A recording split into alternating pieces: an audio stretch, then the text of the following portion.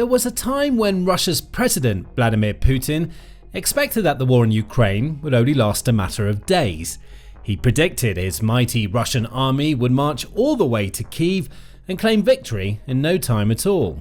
Now, more than 3 years later, experts predict that even if Putin persists with his war, he'll die long before Russia even comes close to taking Ukraine. In spite of this, the Russian leader appears more desperate than ever before to not merely continue with the invasion, but to expand it. Speaking at the St. Petersburg International Economic Forum on June 20, Putin made the astonishing claim that all of Ukraine belongs to Russia. I have said many times that I consider the Russian and Ukrainian peoples to be one people. In this sense, all of Ukraine is ours. He added, "There's an old rule that wherever a Russian soldier sets foot, that's ours." These statements have, understandably, spread fear throughout Ukraine and far beyond, and also confirm what many experts have long suspected, that Putin doesn't just want the 4 regions he originally targeted and annexed when the invasion began, namely Donetsk, Luhansk, Kherson and Zaporizhia. He wants the whole of Ukraine instead. This is backed up by evidence on the ground, as Russian forces have recently been making aggressive pushes into Ukraine's Sumy region, while also making inroads in the Kharkiv region. Their progress is gradual, thanks to strong Ukrainian resistance along the front lines, but they're gaining ground bit by bit. In May of this year, Putin seemingly confirmed his plans to take over more Ukrainian territory than he had originally claimed. After a visit to Russia's Kursk region, where Ukraine launched a long-term offensive in August last year, but was mostly forced back by the Russians by the early months of 2025, Putin called for the creation of a so-called buffer zone along the Russian border. "We have approved the creation of a necessary security buffer zone along our borders. Our armed forces are actively working to accomplish this task." Now, earlier in the year, a Russian commander, Oleg Ivanov, had called for a similar strategy, even detailing how big the buffer zone should be.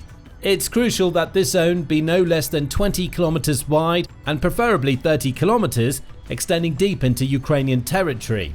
According to Angelika Evans, a Russian expert and analyst from the Washington, D.C.-based Institute for the Study of War, ISW, the idea of a buffer zone is simply part of Putin's plan to gradually introduce the idea of taking over more and more of Ukraine's territory. Speaking to The Telegraph, Evans said, "That was a light way to introduce that into the information space. First, it's a buffer zone. It's just 30 kilometers to protect Russians. Then you're not that far from major regional cities, so why not take those? Because Putin thinks, isn't it our right to take those because they're historic Russian cities? It's slow rolling. What I think we'll eventually see, a return to an acknowledgement to take all of Ukraine." There's also the fact that Putin seems to have ordered an increase of strikes on civilian targets in recent weeks and months. On June 18, for instance, Russia launched vast swarms of drones and large numbers of missiles at the Ukrainian capital of Kyiv, killing 18 people and injuring more than 150 others. Ukraine's President Vladimir Zelensky called this one of the most horrific attacks since the war had begun, seeing it as a sign that Putin wants the war to go on. Less than a week later, on June 24, another fatal strike hit Ukraine, killing 17 civilians in the Dnipropetrovsk region, including a toddler, when Russian missiles struck schools, hospitals and a passenger train in broad daylight. Again, Zelensky condemned the horrific attack, saying that the Russian forces had a complete disregard for life. In Evans' view, such strikes are all part of Putin's long-term plans, designed to damage Ukraine's morale and push people out of areas that Russia wants to capture. A lot of these strikes are about undermining Ukrainian morale, and for some of these settlements that are closer to the front line, an effort to convince people to leave and to make it easier in the future to seize these places. Now, another clear sign that Putin isn't done yet came in May, when peace talks between Russia and Ukraine, supported by representatives from the administration of US President Donald Trump, showed no signs of any successful or positive outcomes. During those talks, which were held in Istanbul, Russia threatened Ukraine with years of continued warfare unless it bowed to the Kremlin's demands. Vladimir Medinsky, who led the Russian delegation, claimed Russia would fight however long it takes, adding, We don't want war, but we're ready to fight for a year, 2, 3, however long it takes. We fought Sweden for 21 years. How long are you ready to fight? It's worth noting that Medinsky was referring to the Great Northern War, which took place from 1700 to 1721 between Russia and Sweden, when Emperor Peter the Great led Russia. Putin famously compared himself to Peter the Great back in the early stages of the war. In June 2022, he said, "Peter the Great waged the Great Northern War for 21 years. It would seem that he was at war with Sweden. He took something from them. He did not take anything from them, he returned what was Russia's. Apparently, it is also our lot to return what is Russia's and strengthen the country. And if we proceed from the fact that these basic values form the basis of our existence, we will certainly succeed in solving the task that we face." The Russian president clearly wants to be seen in the same light as the likes of Peter the Great and other historic emperors and leaders. He wants to be seen and remembered as a winner, to go down in history as a mighty and powerful ruler who led his country to military victory and expanded its territory. And Ukraine is the country that has to pay the price for his hubris and narcissism. But let's look at the facts. Even if Putin wants to take all of Ukraine, there is zero chance of that happening in his lifetime. Born on October the 7th, 1952, Putin is 72 years of age, fast approaching his 73rd birthday. Interestingly, the average life expectancy in Russia is 73. Of course, Putin has a far more luxurious lifestyle than the average Russian, with access to high-level medical care and so on. His family also has a history of longevity. His father, Vladimir, survived long enough to celebrate his 88th birthday. Putin could potentially follow in the footsteps of his relatives and live far beyond the Russian average, but time will eventually catch up to him, as it does to everyone. And despite the strongman image he likes to present to the media and other world leaders, there have been signs of fragility in Russia's leader in his old age. Multiple reports over the years have questioned his health, with suggestions of long-term illnesses like cancer or Parkinson's disease. Earlier this year, Zelensky even claimed that Putin's death was imminent, stating, "He will die soon, that's a fact, and it will all be over," adding, "I'm younger than Putin, so put your bets on me, my prospects are better." In reality, no one can know how long Putin will survive, but one thing's for sure, he's not going to live another 70 years, and that's how long it would likely take for Russia to capture the whole of Ukraine if it maintained its current pace. This estimate is based on ISW data, which according to the Telegraph states that Russia managed to claim 227 square miles or 588 square kilometers of Ukrainian land in June, which was an increase from the previous month of May, which saw gains of 195 square miles or 507 square kilometers. May's gains were also an improvement on those of April and March, so Russia has been showing some improvements in this area. Yet, even with those improvements, it would still take 7 whole decades to capture Ukraine at the current rate.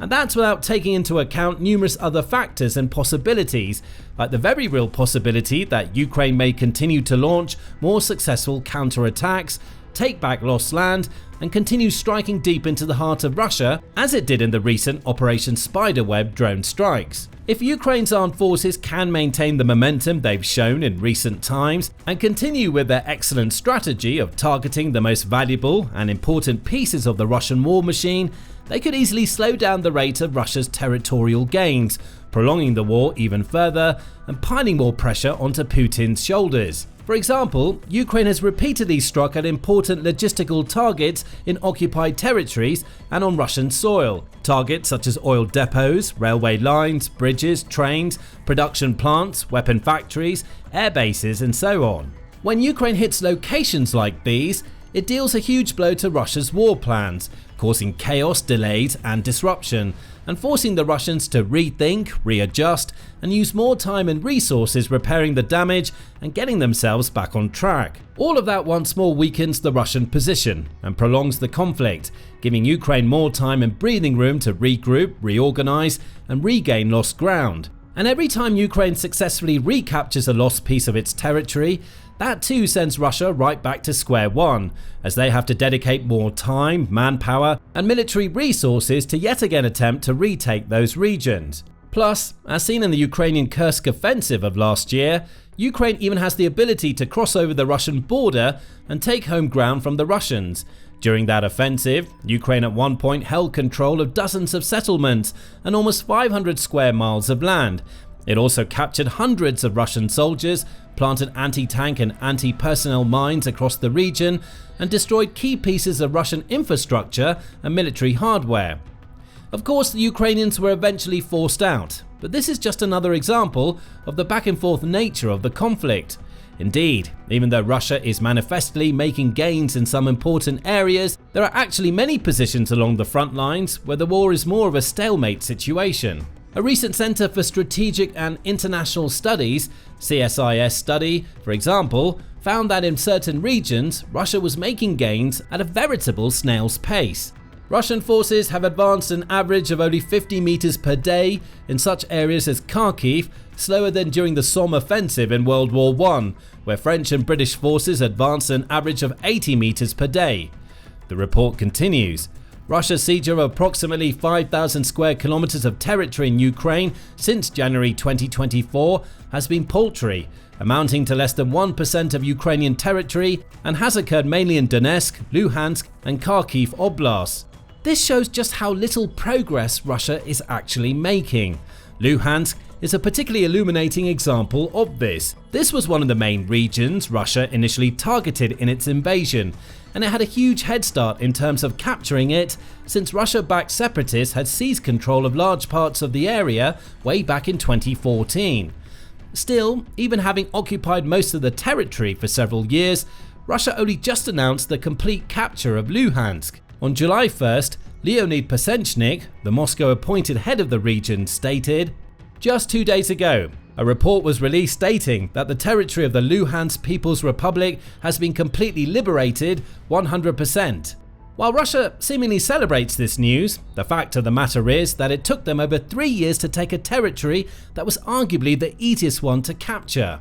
This is yet more clear proof of Ukraine's remarkable resistance and eagerness to defend every last inch of its land, even small settlements, villages, and patches of farmland in hotly contested areas along the front lines. If Russia tried to take over large Ukrainian cities such as Sumy, Kharkiv, and Dnipro, or the capital Kyiv, it would be much harder, and Ukraine would defend those lands even more ferociously and effectively.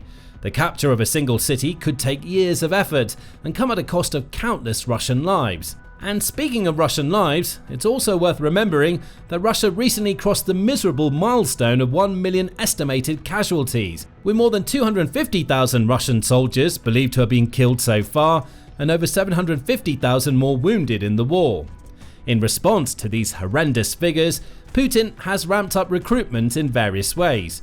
He's offering huge cash sums to able-bodied young men who are willing to join the fight, initiated one of the biggest ever call-ups of around 160,000 18 to 30-year-olds just a few months ago, and is even said to be coercing, intimidating, and forcing migrants from countries around Central Asia, like Uzbekistan, to enlist, fight and die on the front lines. His goal is to see his army become the second biggest on the planet, with a target of 1.5 million active duty personnel.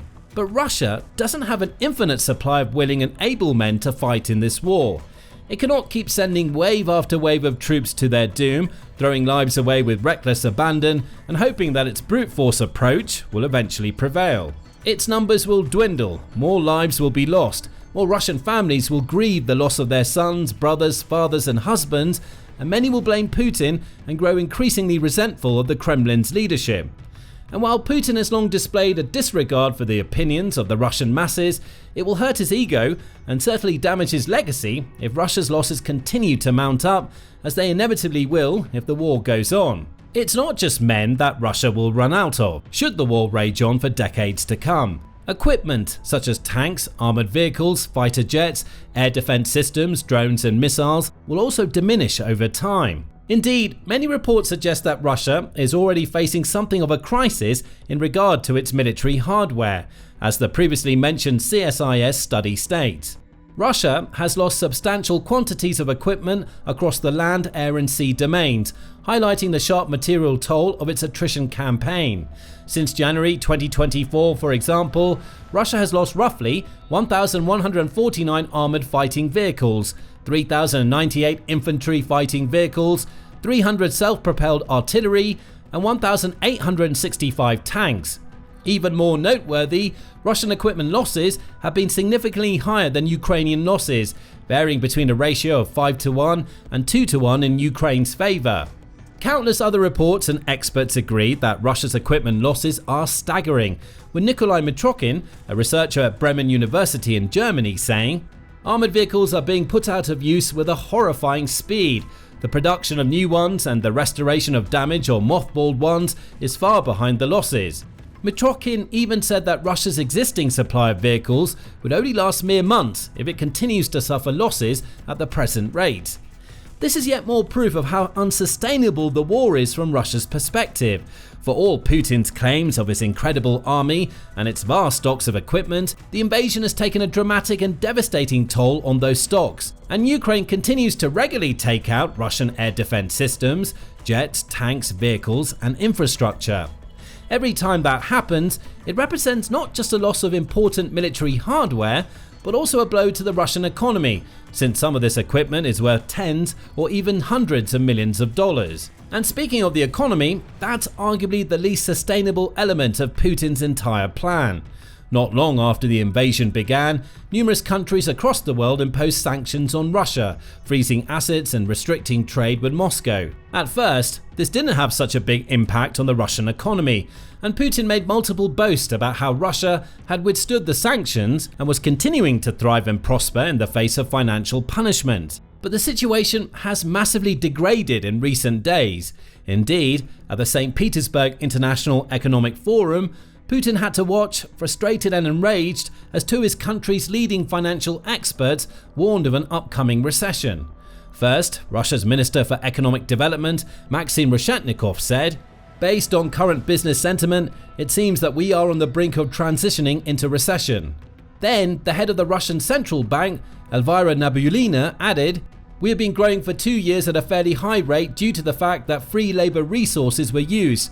But we need to understand that many of these resources have really been exhausted. We need to think about a new model for growth."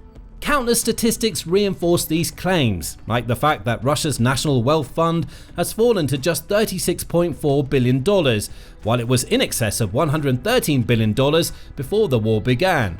Or the fact that Russia is facing a labor shortage of around 2 million people, and that profits in important industries like oil and gas have been slashed in half in recent times. And Russia can only really rely on itself to prop up its faltering economy and continue to pay the cost of war. It has very few allies willing to offer much aid of note. Meanwhile, Ukraine, in spite of all the challenges it faces, has huge numbers of allies in NATO across Europe and further afield around the world. These allies have consistently supported the country in the face of continued hardship, sending weapons, defense systems, and vast aid packages totaling hundreds of billions of dollars. The G7 nations even recently started using Russia's own funds against it, taking billions of dollars in profits from frozen Russian assets and sending that cash straight to Ukraine to be used for defense, humanitarian projects, reconstruction of damaged regions, and more. And with NATO and EU leaders recently renewing their commitment to Ukraine and pledging ongoing support for as long as the war continues, it's not looking good for Putin at all. With his soldiers dying, his people suffering, his economy in tatters, and his military weakening, his dream of cementing himself as some sort of modern-day Peter the Great is crumbling by the day. Even if Russia somehow found a way to win the war and take Ukraine decades from now, Putin will be long gone. He will never taste the victory he so desperately craves.